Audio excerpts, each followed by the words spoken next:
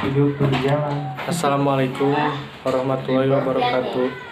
Sampurasun wilujeng enjing pamirsa patepang deui sareng sim kuring pun Aldi dina Kilas Warta edisi kaping 24 Februari 2021. Pamirsa salami 5 menit kepayun sim kuring baes nyarengan pamirsa dina Warta Sabudaran Jawa Barat.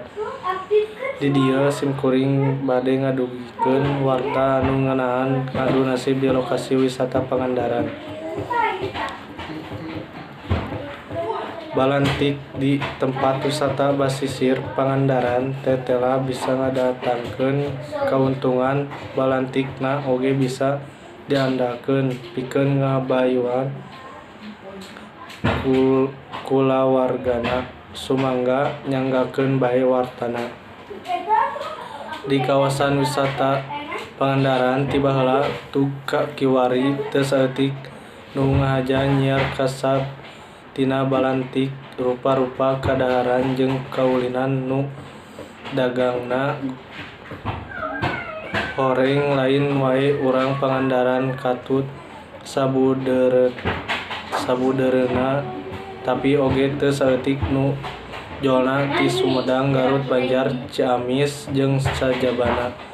Salah sahiji nu dagangna teh nyaeta Ude Supratna, urang warga Garut nu geus welasan taun dagang baso cuanki di pesisir Pangandaran. Nurutkeun Ude ari ku leukeun mah balantik cuanki di pesisir Pangandaran teh ngadatangkeun untung anu lumayan gede.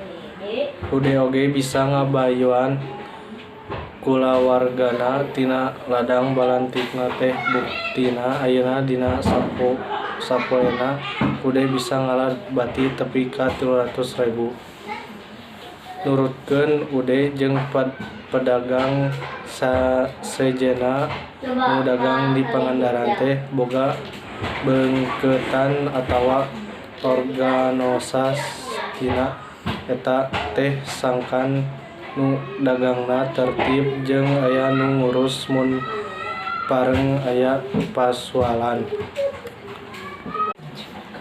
Mung sakitu anu dipikahatur. Wassalamualaikum warahmatullahi wabarakatuh.